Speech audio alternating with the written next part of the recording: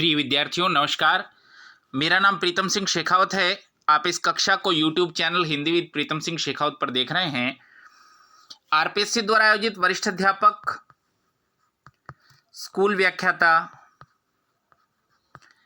और रीट पात्रता परीक्षा और मुख्य परीक्षा, इन सभी के लिए जो उपयोगी है हिंदी व्याकरण, उसको हम पढ़ रहे हैं। तो कल हम लोगों ने बात की है हिंदी भाषा के विषय में। भाषा क्या होती है, लिपि क्या होती है, बोली क्या होती है, इस विषय में बात की है। आज हम वर्ण विचार और अक्षरिक खंड पढ़ रहे हैं। पुस्तक का नाम आप लोग जानते हैं, कक्षा 9, 10, 11, 12 के लिए जो पुस्तक है हिंदी व्याकरण एवं रचना, इस पुस्तक से हम पढ़ रहे हैं। पीडीएफ हमारे Telegram channel Hindi with Pritam Singh Shekhawat पर उपलब्ध है, आप उसे देख सकते हैं। तो देखना शुरू करिए। भाषा की वह छोटी से छोटी इकाई जिसके टुकड़े नहीं किए जा सके वर्ण कहलाते हैं। और अधिक टुकड़े करना संभव नहीं है, उनको हम वर्ण कहते हैं। उदाहरण देखिए, एक शब्द है पीला। पीला शब्द के यदि टुकड़े किए जाएं तो वे होंगे पी और ला। अब पी और ला के भी हम और टुकड़े करें तो होंगे पै। अब देखिए पै हलंत है, यहीं से समझना शुरू करिए। पै हलंत है और इसके साथ दीर्घ ई का स्वर है, ये मिलकर बनाते हैं पी। फिर लय हलंत है, उसके साथ आ का स्वर है, ये दोनों मिलकर बनाते हैं ला। यदि पै हलंत, ई, लय और आ के भी हम टुकड़े करने चाहें तो यह संभव नहीं है, अतः ये ध्वनियां वर्ण कहलाती हैं। जिसके और छोटे टुकड़े किए जाना संभव नहीं है, उन ध्वनियों को हम वर्ण कहते हैं। देखिए ध्वनि शब्द से ही आप लोग समझिए, भाषा अपने मूल रूप में ध्वनि है। ये ध्वनियां दो प्रकार की होती हैं, स्वर और व्यंजन। वर्णों के मेल से शब्द बनते हैं, वर्णों को मिलाएं तो शब्द बनते हैं। शब्दों के मेल से वाक्य एवं वाक्यों के मेल से भाषा बनती। अतः वर्ण ही भाषा का मूल आधार है। यहां एक बहुविकल्पीय प्रश्न बनता है। एक प्रश्न तो यह बनेगा कि भाषा का वह रूप जिसके और अधिक छोटे टुकड़े किए जाना संभव नहीं है, क्या कहलाता है वर्ण। एक प्रश्न यह भी बनता है कि भाषा का मूल आधार क्या है। तो विकल्प इस तरह बनाए जाएंगे, वर्ण, शब्द, वाक्य और अर्थ। जब ये चार विकल्प बने, भाषा का मूल आधार क्या है, तो आप याद रखिए वर्ण। हिंदी में वर्णों की संख्या 44 है। देखिए एक बात कि आप अन्य अन्य गाइड वगैरह पढ़ते हैं, फिर भ्रमित होते हैं, फिर मुझे प्रश्न पूछेंगे, दूसरी किताबें देखेंगे। आप इस बात को दृढ़ कर लीजिए कि वर्णों की संख्या 44 है। तो 44 कैसे है भाई? 11 है स्वर और 33 है व्यंजन। तो वर्णमाला में वर्णों की संख्या 44, ठीक विकल्प सदैव 44 होगा। मुंह से उच्चरित होने वाली ध्वनियां और लिखे जाने वाले इन लिपि चिन्हों यानी वर्णों को दो भागों में बांटा जा सकता है। वर्ण तो 44 हैं, इनको हम दो भागों में बांटते हैं। पहला भाग है स्वर और दूसरा भाग है व्यंजन। अब इस स्वर की परिभाषा देख लीजिए और सदैव इसको याद रखिए। जो वर्ण बिना किसी दूसरे वर्ण यानी दूसरे स्वर की सहायता के बोले जा सकते हैं, वे स्वर कहलाते हैं। वे 11 हैं। तो स्वरों का उच्चारण किसी दूसरे वर्ण की सहायता से नहीं होता, यही स्वर और व्यंजन में अंतर है। इसको देखिए कौन कौन से स्वर हैं। कल भी हमने इस पर बात की है, ए, आ, ई, उ, री, ए, ऐ, ओ, औ। कल जो मैंने कहा है मैं उसे फिर दोहरा रहा हूं, अंग और अह स्वर नहीं है,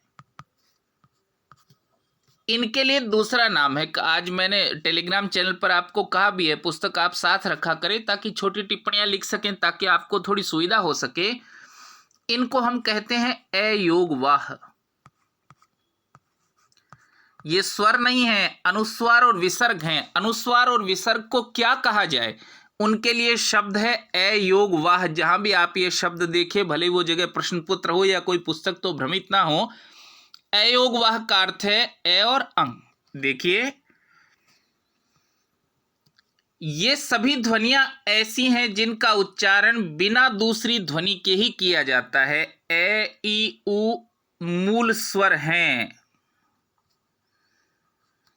ए ई उ मूल स्वर हैं, ये ह्रस्व स्वर हैं। इसको देखिए, ये भी देखने जैसा शब्द है उच्चारण की दृष्टि से। थोड़ा बड़ा करके लिख रहा हूं ताकि आप देख सकें लिखा क्या है। उच्चारण है ह्रस्व, उच्चारण है ह्रस्व। अब देखिए इसमें क्या है हलंत है और रे पूरा है। समझ रहे हैं? अब ये जो अंदर आपको एक लकीर लगी हुई दिख रही है ना, ये रे है, ठीक है।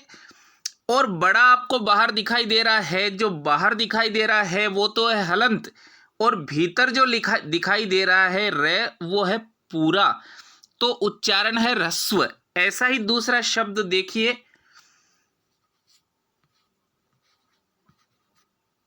उच्चारण है हृदय, उच्चारण है हृदय। इसका उच्चारण हम भूलवश बहुत विद्यार्थी हृदय इत्यादि करते हैं, उच्चारण है हृदय। इसके साथ भी वही स्थिति है कि री जो है वो पूरा है और है हलंत है। समझ रहे? बाहर हमको है दिखाई दे रहा है वो तो पूर्ण है, और री जो है जो दिखाई दे रहा है बाहर वो तो हलंत है, और री जो है वो पूर्ण है। इसको विशेष ध्यान रखिएगा, उच्चारण की दृष्टि से भी, लेखन की दृष्टि से भी।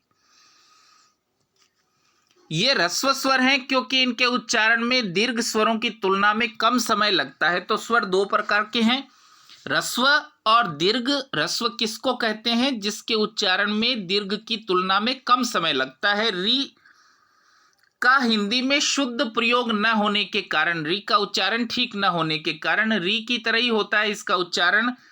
केवल ऋतु, ऋषि, ऋण आदि कुछ शब्दों के लेखन में ही इसका प्रयोग मिलता है। इसका उच्चारण धीरे धीरे री हो रहा है, धीरे धीरे री हो रहा है। इसका यह अर्थ नहीं है कि री अब स्वर नहीं रहा है, वो स्वर निश्चित रूप से है। स्वरों के भेद, तो स्वर वे ध्वनियां जिनका उच्चारण बिना किसी दूसरे वर्ण की सहायता के किया जाए उनको तो हम स्वर कहते हैं। और स्वरों के भेद कौन कौन से हैं? दो भेद है, ह्रस्व और दीर्घ। अब ह्रस्व देखिए क्या है, जिन स्वरों के उच्चारण में अपेक्षाकृत कम समय लगता है वे ह्रस्व स्वर कहलाते हैं। चार है ह्रस्व स्वर, ये तीन गलत छप गया है, इसको ठीक कर लेना भाई। ये चार हैं, ये चार हैं ह्रस्व स्वर, ए ई उ और री, चारों ह्रस्व हैं। और दीर्घ क्या है? जिन स्वरों के उच्चारण में मूल स्वरों से दुगना समय लगता है वे दीर्घ स्वर कहलाते हैं।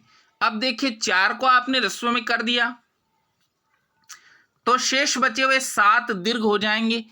आ, ई, उ, ए, ऐ, ओ, औ, ये दीर्घ है। अब देखिए, आप याद करने का बड़ा सीधा मामला है। ए ई उ और री को याद करिए। शेष जो सात बच गए हैं दीर्घ है। अगर प्रश्न पूछेंगे भी तो यहां प्रश्न पूछेंगे। ए, ऐ, ओ, औ चारों दीर्घ होते हैं, इसको विशेष रूप से ध्यान रखिए।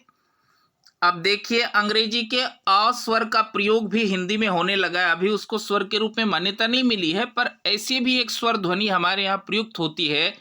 हमने कल भी इस पर बात की थी, जैसे डॉक्टर, कॉलेज।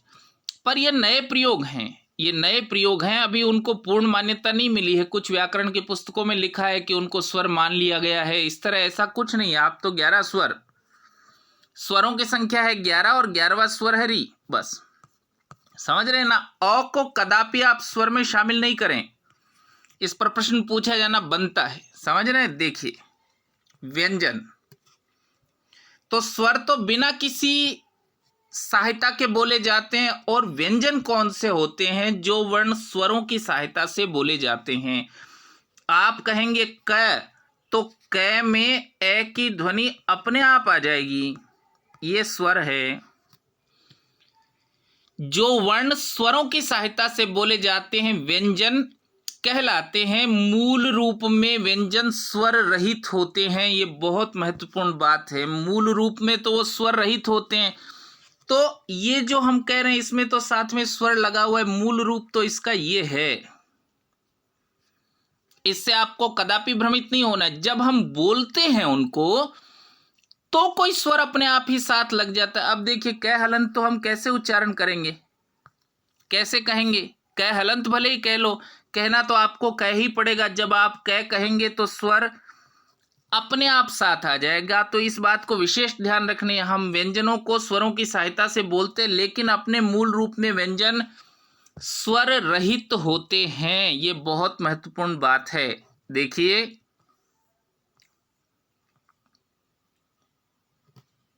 व्यंजनों के उच्चारण में फेफड़ों से निकलने वाली सांस मुख के किसी न किसी अवयव या उच्चारण स्थान से बाधित होती है। जब भी हम कै बोलेंगे तो निकलने वाली सांस कहीं टकराती है। कोई तो प्रयत्न किया जाता है। जब हम किसी वर्ण का उच्चारण करते हैं तो वह किसी स्वर की सहायता से ही उच्चरित होता है। जैसे प का उच्चारण करने पर प हलंत और ए की सहायता से वो उच्चरित होता है। आप देखिए हल चिन्ह, अच्छा एक इसको भी शुद्ध करिएगा, शुद्ध बोला करिए। ये चिन्ह है, ये भी वैसी ही बात है जैसी आपको रस्व के बारे में बताई है। देखो न जो आपको भीतर लगा हुआ दिख रहा है वो तो पूरा है, और है जो आपको ऊपर और बड़ा लिखा हुआ दिख रहा है वो हलंत है। उच्चारण है चिन्ह, उच्चारण है चिन्ह। कभी भी इसको चिन्ह उच्चरित नहीं करे, ठीक नहीं है। देखिए हल चिन्ह व्यंजन के स्वर रहित होने का परिचायक है। कोई व्यंजन जब उसमें स्वर नहीं लगा है, जैसे शब्द शुद्धि का एक शब्द आपको बता दे रहे हैं, विद्वान का न हलंत होता है भाई, विद्वान ऐसे लिखा जाता है, ठीक है। संसार के लिए जो जगत लिखा जाता है उसका तय भी हलंत होता है, संसार के लिए।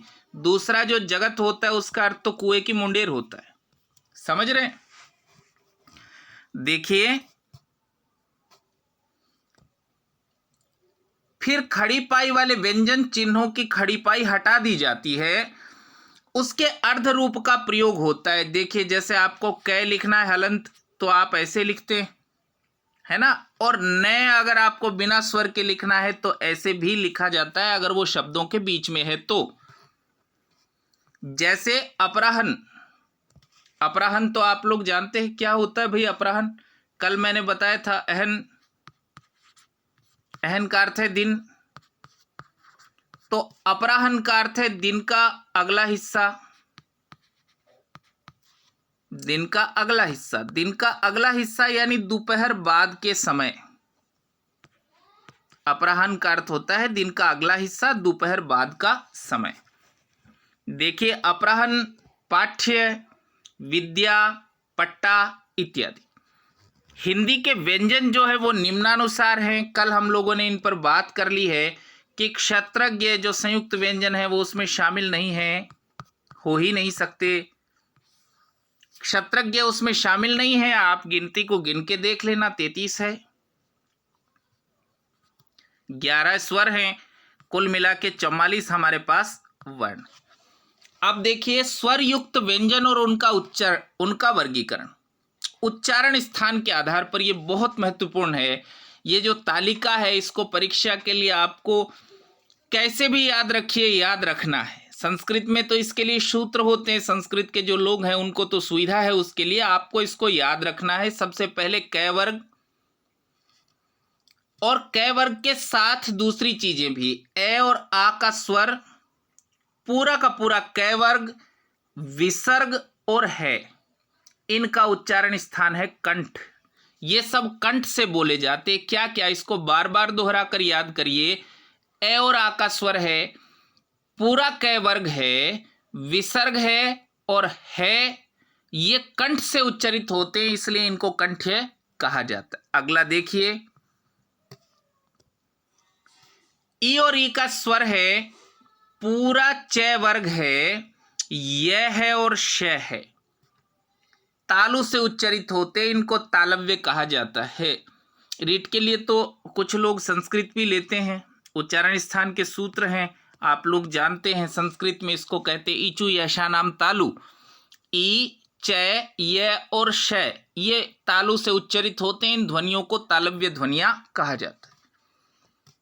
आप देखिए ट वर्ग पूरा का पूरा ट वर्ग है, री है, श है और र है। ये मूर्धा से उच्चरित होते हैं, इनको मूर्धन्य कहते हैं। संस्कृत में इसके लिए सूत्र है ऋतु रसानाम मूर्धा। अगला देखिए तय वर्ग है। अच्छा, ये वर्ग तो आपको याद रह सकता है, उसके साथ साथ जो जुड़ा वो उसको याद करिए। ल है और स है, दांतों से लग जाती है जीभ, इसलिए दंत्य है। जब आप स बोलते हैं ना, देखिए जब आपने बोला है सुमन तो बोल के देख लीजिए, भले जीभ दांतों से लग जाएगी, इसलिए इसको दंत्य कहते हैं। ठीक है, अगला देखिए प वर्ग है, प फ ब भ मैं। ऊ और ऊ उच्चारण होता है होठों से, इसलिए इनको ओष्ठ कहते हैं। जब आप प बोलेंगे, आप प्रयास करके देख लीजिए, दोनों होठों से स्पर्श होता है, इसलिए इसको ओष्ठ कहते हैं। अब देखिए ए और ऐ कंठ और तालु से उच्चरित होते, इसलिए इनको कंठ तालव्य कहा जाता है। वह दांत और होठ से उच्चरित होता है, इसलिए इनको दंतोष्ठ कहा जाता है। ओ औ कंठ और ओष्ठ से उच्चरित होते हैं, इसलिए इनको कंठोष्ठ कहा जाता है। अब देखिए नासिक के व्यंजन, प्रत्येक वर्ग का 5 स्पर्श वर्ग हैं, उनका प्रत्येक का 5वां जो व्यंजन है वो नासिक्य है। ग, य, ण, न, म। इनका उच्चारण नासिका के साथ क्रमशः कंठ से, क वर्ग तो कंठ से, फिर तालु से, फिर मूर्धा से, फिर दांत से, फिर होठ से। इनके लिए लिखा है, इसको विशेष याद मत करिए, पूरा सूत्र एक साथ ही चार्ट याद करिए। अतः इन्हें नासिक के व्यंजन कहते हैं। नासिक के क्यों कहते हैं? क्योंकि नाक से भी ध्वनि निकलती है, इसलिए इसको नासिक्य कहते हैं। अंतस्थ व्यंजन, ये रे ले वे को अंतस्थ कहते हैं। क्यों कहते हैं इसको समझिए, क्योंकि उच्चारण के प्रयास से वह स्वर व व्यंजन के बीच में है। उनका उच्चारण न ठीक स्वर जैसा है न ठीक व्यंजन जैसा है, इसलिए उनको अंतस्थ कहते हैं। ये रे ले वे को अंतस्थ कहा जाता है। अब देखिए ऊष्म व्यंजन, श, श, स, है। इन वर्णों का उच्चारण स्थान के साथ प्रश्वास, वायु छोड़ने वाली श्वास से घर्षण होता है। जब उच्चारण करते तो घर्षण होता है, ऊष्मा उत्पन्न होती है, इसलिए इनको ऊष्म कहा जाता है। देखिए तालव्य श, मूर्धन्य श, दंत्य श और है, ये चारों के चारों ऊष्म हैं। तो कुछ विशेष याद नहीं रखना, ये पूरी सीरीज श, श, स और है, ये सभी ऊष्म हैं। हमारी जीभ श का उच्चारण करते समय तालु से, श का उच्चारण करते समय मूर्धा से और स का उच्चारण करते समय दांतों से घर्षण करती है। देखिए इसको ठीक ही कर लीजिए, श तालव्य है, श तो मूर्धन्य है,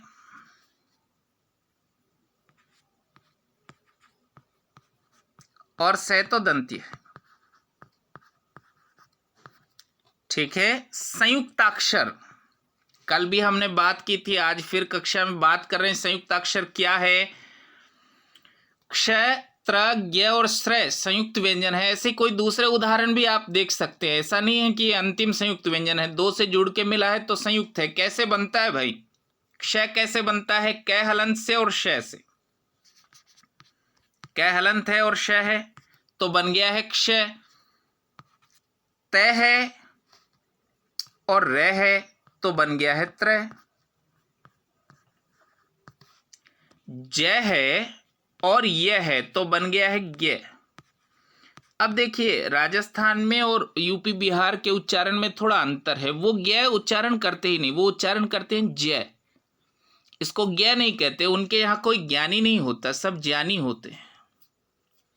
समझ रहे ना? हम इसका उच्चारण करते हैं ज्ञ। ज्ञानी जैसा कोई शब्द ही नहीं है, वहां उच्चारण है ज्ञानी। ठीक है। देखिए इसलिए बहुत विद्यार्थियों को अचंभा होता है कि यार ये ज्ञ ज और ये से कैसे बना है। और श्रय तालव्य श हलंत है और रे ये मिलकर बना देते हैं श्रय। ठीक है, हिंदी में ज्ञ का उच्चारण ज्ञ होता है, इसलिए इसका विस्तार ग हलंत य और ए ज्ञ की तरह अब होने लगा है। अच्छा देखिए, परीक्षा में मान लीजिए ये दोनों ही दिए हों कि ज्ञ कैसे लिखा जाता है भाई, ज्ञ कैसे लिखा जाता है, ऐसे ज्ञ किससे मिलके बना है, तो मेरी आपको राय है कि हमको ये करना है। ये पुराना और प्रचलित और सिद्ध प्रयोग है। जय आपको पढ़ने में लगेगा जय, राजस्थान में तो ऐसे उच्चारण ही नहीं होता, राजस्थानी लोगों का तो मन ललचा सकता है कि ये कर डालें, ज्ञ ऐसा ही दिखता है, पर मेरी सलाह है आपको ये करना चाहिए। देखिए थोड़े से अभ्यास प्रश्न हैं। स्वर और व्यंजन में अंतर स्पष्ट कीजिए, तो स्वर बिना सहायता के,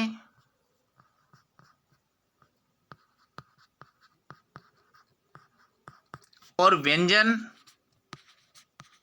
स्वर की सहायता से ऐसे उच्चारित होते हैं, यही इन दोनों में अंतर है। संयुक्ताक्षर कौन कौन से हैं, अभी हम संयुक्ताक्षर की बात करके निकले हैं, तो क्षत्रज्ञ और श्रय ये संयुक्ताक्षर हैं। दो वर्णों से मिलकर बना हो तो आप उसको संयुक्ताक्षर कह देते।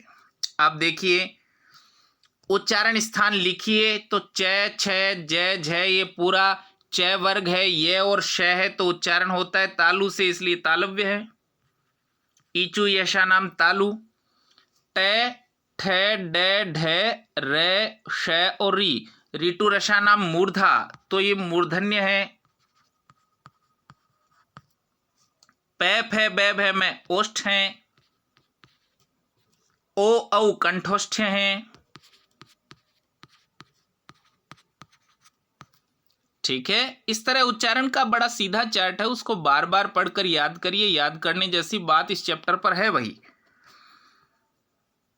अक्षरिक खंड, कभी कभी इस तरह के प्रश्न भी परीक्षाओं में पूछे जाते हैं। अक्षरिक खंड देखिए, ल हलंत है और ई है, तो सबसे पहले पहला शब्द बनाइए ली, इस तरह पेपर हल किया करिए। अब ये तो दोनों दौड़ से ही बाहर हैं, इसका कोई मतलब नहीं है। ल हलंत के साथ ह्रस्व ई लगा है तो इसको करिए, और उसके बाद ख और आ है तो लिखा, ये ठीक उत्तर है लिखा। इस तरह क्रम क्रम से चीजों को हल करिए। देखिए मैं और री है, मैं हलंत और री है, तो सबसे पहले मृ देखिए कहाँ है, यहाँ है मृ, एक ही ऑप्शन है, इसको करिए, बाकी पर आपको विचार करने की भी जरूरत नहीं है। अब देखिए रे और दीर्घ रू है, ऊ है, दीर्घ ऊ कैसे लिखा जाता है मैं कक्षा में संभवतः अभी बताया नहीं हूं। देखिए दीर्घ हो तो रे के साथ गांठ लग जाती है, ह्रस्व हो तो बिना गांठ के, इसको समझिए। ठीक है, तो देखिए रे के साथ दीर्घ है तो गांठ लगा हुआ क्या दिख रहा है भाई आपको, दो चीज दिख रही हैं, रूप और रूपा दोनों दिख रहे हैं।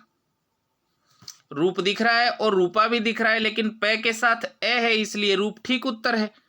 अगला देखिए बै और रे है ना, तो ब्र,